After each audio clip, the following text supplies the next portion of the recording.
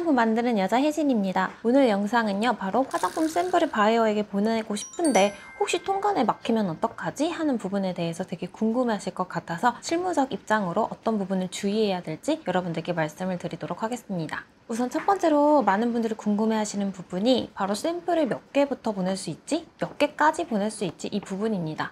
보통은 샘플 같은 경우에는 1개에서 5개 정도 이내로 발송을 해야지 이게 상업용 제품이 아닌 것으로 인정을 받는데요. 이것조차도 바이어분한테 꼭 컨펌을 받아야 합니다. 보통은 1개에서 5개 정도는 문제가 없는 경우가 되게 많이 있습니다. 두 번째는 이제 화장품 샘플을 어떻게 보내는지 궁금하시죠? 보통은 DHL이나 페덱스 같은 것들을 활용을 해서 제품을 보내게 되실 텐데요. 이때 엄청나게 좋은 꿀팁은 이제 제품을 보낼 때 과자라든지 뭐 편지 같은 것들을 같이 넣어서 보내게 된다면 이것이 상업용이 아니라고 판단이 돼서 통과가 될 확률이 되게 높은 부분이 있고요.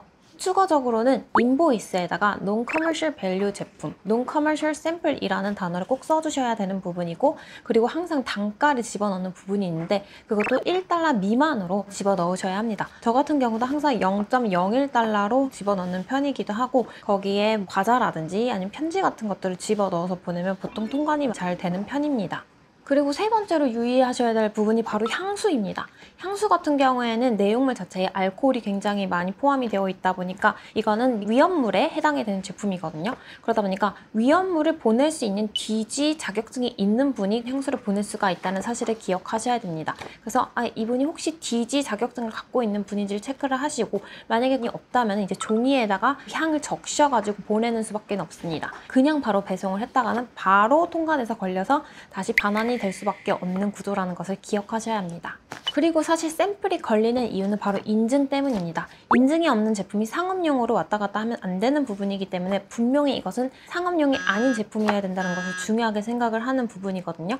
특히 깐깐한 나라 같은 경우에는 인증이 없는데 뭔가 상업용으로 간주가 된다면 절대 제품을 보내줄 수가 없게끔 세팅이 되다 보니까 인증의 유무가 되게 중요한 순간도 있을 수 있습니다. 그렇다면 인증은 도대체 누가 받는 것일까요? 보통은 현지에 있는 바이어분들이 인증을 많이 받아주는 편이 굉장히 많은데, 특히 유럽이나 미국의 인증 같은 모크라나 CPMP 같은 경우에는 브랜드사가 직접 받아야 하는 경우가 굉장히 많이 있습니다. 그래서 오늘의 영상을 한번 요약을 하자면, 샘플 안에 편지라든지 과자 같은 걸 집어넣어도 좋고, Non-Commercial Sample이라는 워드를 꼭 넣어주는 부분이 있고요. 또 $1 미만으로 제품의 유닛 단가를 적어주셔야 되고, 저 같은 경우는 0.01달러 정도로 세팅을 한다는 부분. 그리고 사실 보내기 전에 해외 바이어한테 혹시 너네 나라로 보낼 때 뭐 가이드 같은 거 있어? 샘플 보낼 때 주의해야 되는 부분 있어? 이런 것들을 꼭 물어봐 주시면 되게 좋은 부분이 있고요. 그리고 특히 인증이 없는 제품은 더 조심을 해야 한다. 인증이 있으면 통관이 잘 될 수도 있지만 인증이 없을 경우에는 통관이 잘 되지 않는데, 보통은 인증이 없을 때 샘플을 보내는 경우가 많다 보니까 통관에 걸리지 않는 경우가 굉장히 중요한 부분이라고 저는 생각이 듭니다. 그래서 꼭 바이어분들이랑 소통을 하고 제품을 보내주시는 게 좋고, 그냥 바로 보내는 것은 좋은 생각이 아니라는 것을 미리 말씀을 드리고 싶습니다. 네, 오늘의 영상이 여러분들께 도움이 되시길 바라며 다음 시간에도 알차고 좋은 정보 가지고 돌아오도록 하겠습니다. 감사합니다.